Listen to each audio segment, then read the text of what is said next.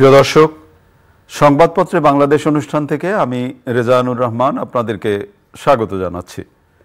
বিভিন্ন জাতীয় দৈনিকে প্রকাশিত খবরের বিশ্লেষণ নিয়ে আমাদের আজকের এই অনুষ্ঠানে অতিথি হিসেবে উপস্থিত আছেন দৈনিক যুগান্তরের চিফ রিপোর্টার মাসুদ করিম। কেমন আছেন? আলহামদুলিল্লাহ, ভালো। আশা করি আপনিও ভালো আছেন ইনশাআল্লাহ। পত্রপত্রিকায় প্রকাশিত কয়েকটা গুরুত্বপূর্ণ শিরোনাম আপনাকে একটু পড়ে শোনাই, তারপর আলোচনায় যেতে চাই। প্রথম আলোর শিরোনাম, চট্টগ্রামে সড়কে নৈরাজ্য, বাসটি ৪৩ বছরের পুরনো, ফিটনেস ছাড়াই চলছিল। নিরাপদ সড়কের দাবি, চুয়েট শিক্ষার্থীদের দিনভর বিক্ষোভ।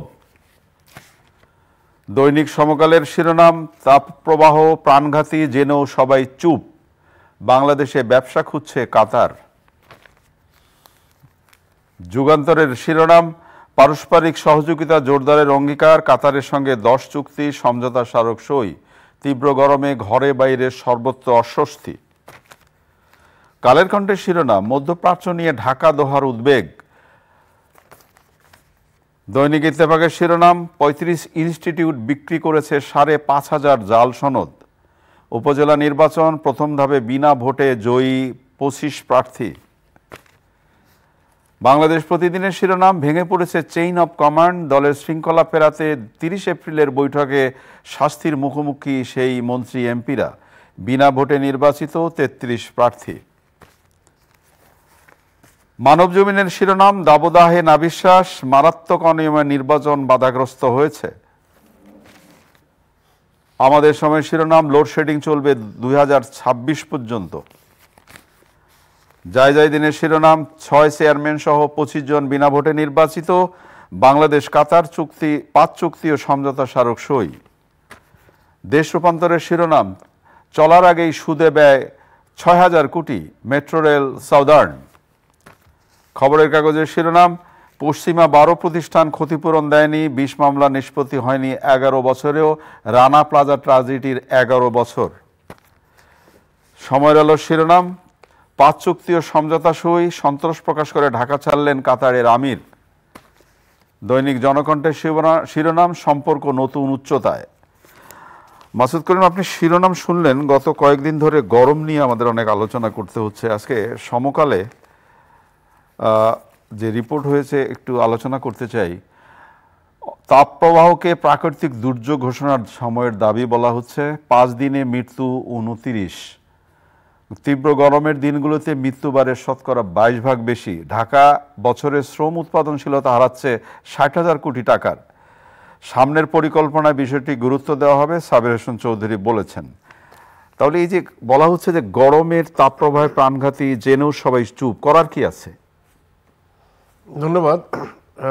এটা প্রথমত যে গ্রীষ্মকালীন দেশ হিসেবে এই মৌসুমটা গরম পড়া স্বাভাবিক, কিন্তু এই বছর অ্যাভারেজে দেখা যাচ্ছে সাধারণভাবে যে ধরনের গরম হয় তার চেয়ে খানিকটা বেশি এই বছর, এবং হিউমিডিটির কারণে আবহাওয়াবিদরা যেটা বলছেন যে এটা ফিল হচ্ছে আরও বেশি। এবং এখন যে জিনিসটা হচ্ছে যে ঘনবসতি যেটা আছে আমাদের দেশে, গাড়ির সংখ্যা বাড়ছে, তার বাড়ির সংখ্যা বাড়ছে, গাছের সংখ্যা কমে যাচ্ছে, এই সমস্ত কারণে আমাদের দেশের তাপমাত্রাটা বেড়ে যাচ্ছে। এবং তাপমাত্রাটা বেড়ে যাওয়ার কারণে এখানকার ফসল বা এখানে আপনি যেগুলি বললেন উৎপাদনশীলতা, মানুষের হিটস্ট্রোকে মানুষের মৃত্যু ঝুঁকি, এই সমস্ত বৃদ্ধি পাচ্ছে। এবং এটা শুধু যে আমাদের দেশের অভ্যন্তরীণ কারণে হচ্ছে তা নয়, এটার একটা গ্লোবাল এফেক্টও থাকতে পারে, সেগুলি গবেষণা করে দেখা দরকার। কারণ বিশ্বব্যাপী যে টেম্পারেচার যেটা বাড়ছে পরিবেশ দূষণের কারণে, কার্বন নিঃসরণের কারণে, সেটার ফলে যে ওজোন স্তর ক্ষয় হচ্ছে, তার ফলে সূর্যের তাপ বেশি আসছে, সেটার জন্য আবার আমরা দায়ী না। সেটার জন্য দায়ী হলো শিল্পোন্নত দেশগুলো, বিশেষ করে মার্কিন যুক্তরাষ্ট্র এবং চায়না এবং আরও যেসব দেশ তারা কার্বন নিঃসরণের যেটা আমরা উন্নত দেশ বলি, তাদের কারণে আমরা এফেক্টেড হচ্ছে। তো এটার কারণে এখন যে শুধু গরম বাড়ছে তা নয়, এটার কারণে সমুদ্রে পৃষ্ঠের উচ্চতা বেড়ে যাওয়ার আশঙ্কা আছে, বিকজ বরফ বেশি গলবে। তো এই সমস্ত দিক চিন্তা করলে এটা একটা অভ্যন্তরীণ এবং বহির্বিশ্বের প্রস্তুতির কিছু বিষয় অবশ্যই আছে। তবে এখন তাৎক্ষণিকভাবে যেটা দরকার সেটা হলো সচেতনতা বাড়ানো মানুষকে, বিশেষ করে এই গরমের মধ্যে কিভাবে রোদটা অ্যাভয়েড করে কাজ করা যায়, কিংবা গরমের সময় ডাক্তাররা যে সমস্ত পরামর্শ দিয়েছেন বেশি করে পানি খাওয়া, ছায়ার মধ্যে বেশি থাকা, প্রয়োজন না হলে ঘরের বাইরে না যাওয়া, এই ধরনের নানা রকম সচেতনতামূলক কর্মকাণ্ডগুলি সরকারের তরফ থেকে এবং প্রাইভেট বিভিন্ন সংস্থার তরফ থেকে এমনকি গণমাধ্যমের তরফ থেকে যদি করা হয় তাহলে সেই ক্ষেত্রে আমাদের এটা মিনিমাইজ করা সম্ভব। এবং যদি এটা বেশি একটা দীর্ঘস্থায়ী হয় তাহলে ফসলের উপরে যে প্রভাবটা পড়বে না, অলরেডি বিভিন্ন জায়গায় কিন্তু ফসল পুড়ে যাচ্ছে, মানে এখন যে ফসল আছে মাঠে যেটা অনেক জায়গায় কিন্তু পুড়ে যাচ্ছে। এটার একটা দুই রকম দিক আছে, একটা হলো পুড়ে যাচ্ছে, একটা খরার ভাব আসছে, আর একটা হলো যে একটা এই সময়টা বিস্তৃত ভাটি অঞ্চলে ফসল উৎপাদনের মৌসুম নবান্ন, বিশেষ করে কিশোরগঞ্জ, নেত্রকোনা, হাওর এলাকায়, মানে সুনামগঞ্জ, এই সমস্ত এলাকায় যে ভাটির অঞ্চলগুলোতে, এটা আবার তারা এই সময় বৃষ্টি বাদল ঝড় বৃষ্টি এগুলি কিন্তু তাদের জন্য ক্ষতিকর। যদিও এখন আগের মতো একটা দীর্ঘস্থায়ী ম্যানুয়াল সিস্টেমে ধান কাটা হচ্ছে না, মেশিনে হচ্ছে, খুব 10 দিনের ভিতরেই পুরানো মানে ফসল তোলা হচ্ছে এবং সেখান থেকেই বিক্রি হয়ে যাচ্ছে, মানে মাঠ থেকেই বিক্রি হয়ে যাচ্ছে। মানে এটা অবশ্য অন্য আলোচনা, এই মাঠ থেকে ফসল বিক্রি হয়ে যাওয়া, সেটা কৃষক কতটুকু পাচ্ছে সেটাও একটা আলোচনা বিষয়, সেটা একটা দীর্ঘ আলোচনা। আমি যেটা বলতে চাচ্ছি যে এই যে পরিস্থিতিটা, এটার দুই রকম এফেক্ট আছে। তবে আমার মনে হয় যে এইবার যে উষ্ণতা এবং এই গরমের সিজনটা শুরু হওয়ার আগে যে শীতের সময় যে শীতের তীব্রতা, যে এক্সট্রিম ওয়েদার, এটা আমাদের দেশের সঙ্গে একটু বেমানান, বিকজ আমরা একটা নাতিশীতোষ্ণ দেশ। আমরা আমার মনে হয় যে এই ক্ষেত্রে পরিবেশগত ব্যবস্থাপনার দিকে আমাদের সরকারের একটু বেশি মনোযোগী হওয়া দেওয়া উচিত। মাসুদ করিম, নির্বাচন মানে তো হচ্ছে প্রতিদ্বন্দ্বিতা, এবং আমরা নির্বাচনে সেই নির্বাচনের উৎসবও, কিন্তু এই যে সরকারি দল বিরোধী দল বললো যারা নির্বাচনে দাঁড়াবেন তাদেরকে বহিষ্কার করা হবে, সরকারি দলে বলা হলো মন্ত্রী এমপিদের আত্মীয় স্বজন যেন ভোটে না দাঁড়ান, কিন্তু বিনা ভোটে 33 প্রার্থী নির্বাচিত হয়ে গেছেন অলরেডি। এই যে হাইকমান্ডের নির্দেশ উপেক্ষিত হচ্ছে, এতে আপনার কি হয়, একজন ওয়ার্কিং জার্নালিস্ট হিসাবে আপনি কি মনে করেন যে এটাতে রাজনীতির প্রভাবটা কতটুকু পড়বে বা শিষ্টাচারের জায়গাটা কতটুকু? এটা হলো আমাদের স্থানীয় সরকার নির্বাচন, উপজেলার বাংলাদেশের উপজেলাগুলি যে প্রথম ধাপের নির্বাচন 8 তারিখ মে মাসে অনুষ্ঠিত হবে। 150টা উপজেলা নির্বাচন হবে। আপনি বললেন 33টায় বিভিন্ন পর্যায়ের জনপ্রতিনিধি নির্বাচিত হয়ে গেছেন। এটা এই প্রতিদ্বন্দ্বিতার অভাবে হয়েছে। যেটা বলা হচ্ছে যে একটা রাজনৈতিক দলগুলি তারা তাদের দলীয় ইনলাইন উইথ মানে পার্টির ডিসিশন, পার্টির যে স্ট্যান্ড, পলিটিক্যাল স্ট্যান্ডের সাথে মিল রেখে তারা কিছু ডিসিশন নিচ্ছে দলের শৃঙ্খলার স্বার্থে। বিশেষ করে আওয়ামী লীগ যেটা তারা বলছে যে তারা আগের ইলেকশনটা জাতীয় সংসদ নির্বাচনে উন্মুক্ত রেখেছিল, এইবার আর সেইভাবে।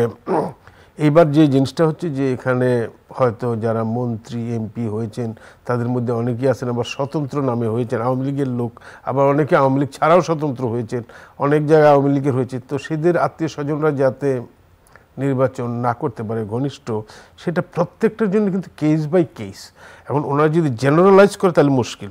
এখন যেটা ধরেন একটা লোক পলিটিক্স করছে, হয়তো আত্মীয় থাকতে পারে, সে যদি রাজনীতি করে স্থানীয়ভাবে তার ব্যক্তিগত যোগ্যতা হয় সেটা এক জিনিস, আর একটা হলো যে তার কোনো যোগ্যতা নাই কিন্তু তার আত্মীয় হলো তার যোগ্যতা, সেই যদি প্রত্যেকটা সেটাই তো বেশি, সেটাই বেশি। এবং সেই জায়গাটা আমার মনে হয় এই দলের একটা বিরাট ভূমিকা রয়েছে, যে তাদের দলের শুধু মানে ডিসিপ্লিন না, এটা যাতে নির্বাচনটা অবাধ হইতে পারে, যাতে তাদের একটা ইনফ্লুয়েন্স না, সেই জায়গাটায় তাদের মনে হয় দায়িত্ব রয়েছে। আমাদের কথা বললেন, অলরেডি তো ফলাফল এক ধরনের হয়ে গেল প্রথম ধাপেরটা, পরের গুলোতেও দেখা যাচ্ছে যে এরকম অনেকেই দাঁড়িয়েছেন, তাহলে নির্বাচনের দরকারটা কি?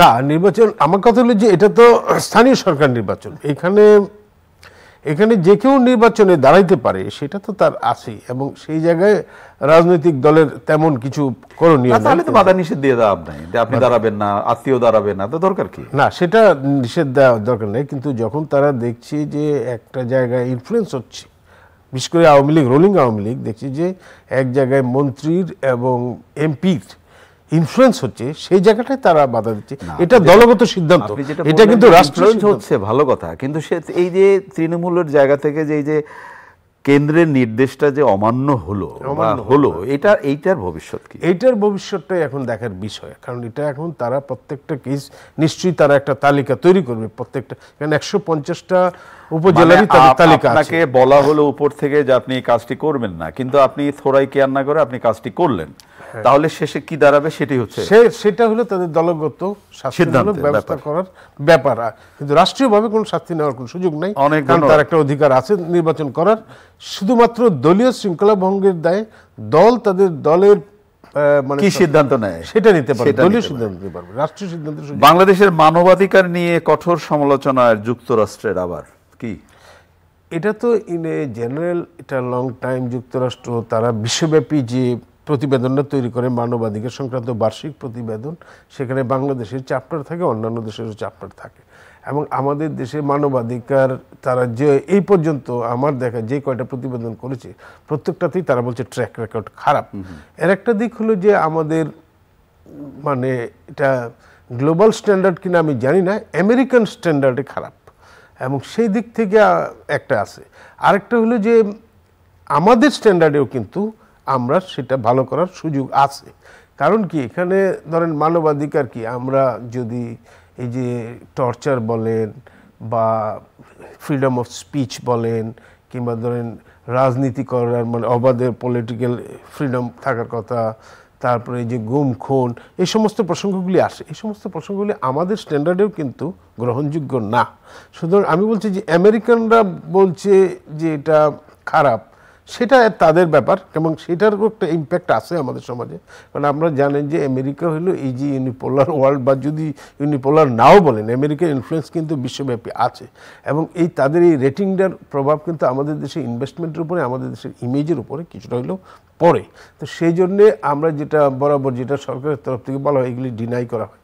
আমি বলতেছি যে একেবারে গ্রস ডিনাইড না করে তাদের এই বক্তব্যগুলি অনুসন্ধান করা উচিত, যে তারা যে সমস্ত বিষয়গুলি, অনেক ধন্যবাদ, আসলে সেই বিষয়গুলি কতটা যৌক্তিক কতটা অযৌক্তিক, যদি যৌক্তিক হয়ে থাকে তাহলে সেটা উন্নত করার সুযোগ আমাদের দরকার, এবং এটা আমাদের দেশের জনগণও বলবে, এটা শুধু ওনাদের বলার প্রয়োজন নাই।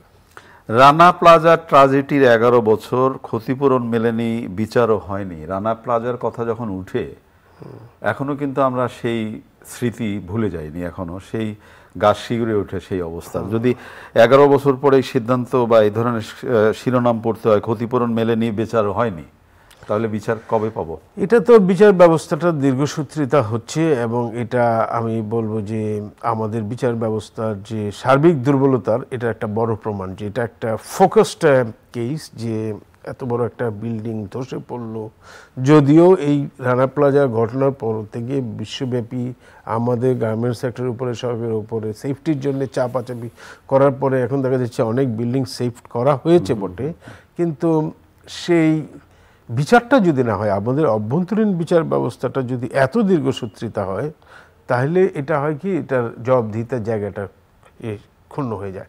আরেকটা হলো যে এটা কম্পেনসেট তো করা যায় না, যারা মারা গেছেন বা তারা আহত হয়েছেন, এইগুলি কিন্তু টাকার অর্থমূল্যে হয় না, কিন্তু তারপরেও একটা মানবিক দিক থাকে, একটা দিক না, ওটা হয় না, কিন্তু যারা এর জন্য দায়ী বা যাদের জন্য এই দায়টা হলো, তাদের তো দোষীদের তো একটা বিচারের ব্যাপার বা হওয়া উচিত না। হ্যাঁ, বিচার এটা তো সন্দেহাতীত ভাবে এটা হওয়া উচিত। আমি যেটা বলছি বিচার হচ্ছে, কিন্তু এটা যে দীর্ঘসূত্রিতা হচ্ছে এটা কিন্তু ডিনায়ালের সামিল, যে বিচার তারা এখন পর্যন্ত এটার কুল কিনারা হচ্ছে না। সুতরাং আমাদের বিচার ব্যবস্থাটা এতটা দীর্ঘসূত্রিতা, যেটা একটা জবাবদিহিতার জায়গাটাকে খর্ব করছে। তার মানে আজকে রানা প্লাজার ওই 11 বছরের দিনটি বলেই আজকে আলোচনা হচ্ছে, আবার কালকে থেকে সেই আলোচনাটা আর থাকবে না, সেটাই তো এটা আমাদের বাস্তবতা। কিন্তু আমি যেটা বলছি এটা হওয়া উচিত না, কারণ এটা মানে এটা একটা ইনসিডেন্ট, কিন্তু এটা একটা ট্রেন্ডও হইতে পারে আমাদের সমাজে। সেই জন্য আমি বলতেছি যে ইনসিডেন্টের পাশাপাশি এটা হত্যাকাণ্ড। কিন্তু আমি যেটা বলতে চাচ্ছি যে এই ধরনের ঘটনা যাতে পুনরাবৃত্তি না ঘটে, সেই জন্যই প্রত্যেকটা ইনসিডেন্টকে আবার জবাবদিহিতার মধ্যে আনা উচিত। রেলের ভাড়া বাড়ছে 20 থেকে 30 ভাগ। রেলের ভাড়া বাড়তে পারে, মানে এটা সমসাময়িক ঘটনা বা সমসাময়িক পরিস্থিতি, এই অনুযায়ী রেলের ভাড়া বাড়তেই পারে। কিন্তু বাইরের দেশে আপনি নিশ্চয়ই খেয়াল করবেন যে রেল হচ্ছে সবচেয়ে সাশ্রয়ী বাহন এবং সবচেয়ে নিরাপদ বাহন। কিন্তু রেলের ভাড়া আপনি যখন বাড়াচ্ছেন, তখন কি যাত্রীর সুবিধা বা যাত্রী বান্ধব রেলকে করবার যে পরিস্থিতি, সেটা কি আপনি দেখতে পাচ্ছেন? রেলের তো কালো বিড়াল আছে, এটা অনেকগুলি দিক আছে। যেমন রেলের যে ভিতরে যে দুর্নীতি, সেটা কিন্তু একটা আমাদের দেখার বিষয়। এখন আপনি যদি দুর্নীতিটা রোধ করতে পারেন, সেখানে কিন্তু অনেক টাকা সাশ্রয়, সেখানে ভাড়া বাড়ানোর প্রয়োজন নাও হইতে পারে, তারপরেও যদি প্রয়োজন হয় বাড়াবেন, এটা কোনো অসুবিধা নাই। কিন্তু আমার কথা হলো, এই যে যারা ট্রেনে যাচ্ছে, মানে আপনি যদি দেখেন কয়টা লোক টিকিটে যাচ্ছে, কয়টা লোক বিনা টিকিটে যাচ্ছে, এবং রেলের এই সমস্ত কর্মচারীরা এদের কাছ থেকে মানে টিকিট না দিয়ে সরকারের খাতে জমা না করে টাকা নিচ্ছে কিনা, সেটা একটা দিক দেখতে পারেন। আরেকটা দিক দেখতে পারেন যে রেলের যে সহায় সম্পদ আছে বিভিন্ন জায়গায়, কে কিভাবে ভোগ করছে। তৃতীয় হইতে পারে রেলের সম্পত্তি। থার্ড হলো যে রেলের যারা কর্মচারী, তারা কতটা জবাবদিহিতার মধ্যে আছে, কতটা স্বচ্ছতার মধ্যে দিয়ে কাজকর্ম করে থাকেন। তারপরে আপনি যেটা বললেন যে রেলের সেবাটার মানটা কতটা, হ্যাঁ, যে জিনিসগুলি এখন কিছু কিছু হয়তো ভালো ট্রেনও হয়েছে, কিন্তু আমি বলছি যে রেলের ট্রেনটা সবাই যেতে চাচ্ছে। আপনি অনুষ্ঠান শুরুর আগে বলছিলেন যে আপনি মেট্রো রেলে এসেছেন। এই যে মেট্রো রেলের যে সংস্কৃতিটা চালু হলো, যখন আমরা মেট্রো রেলে উঠি এবং স্বাভাবিক ট্রেনে যখন উঠি, তখন আকাশ পাতাল পার্থক্য।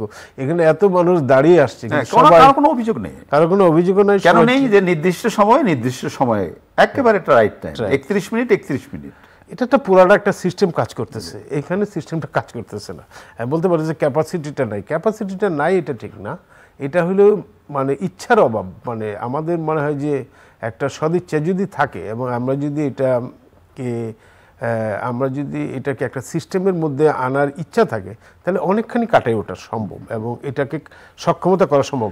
এরপরেও যদি প্রয়োজন হয় তাহলে বাড়তে পারে, সেটা অন্য বিষয়। অনেক ধন্যবাদ আপনাকে। প্রিয় দর্শক, আমরা যে বিষয়গুলো নিয়ে কথা বললাম আপনারা শুনলেন। রেলের ভাড়া বাড়তেই পারে, কিন্তু রেলের সুযোগ সুবিধা যাত্রী বান্ধব করবার যে প্রয়াস, সেটাকে আদৌ হচ্ছে বা হবে? ভালো থাকবেন। আগামীকাল নিশ্চয়ই এই সময় আবার কথা হবে। খুদা হাফেজ।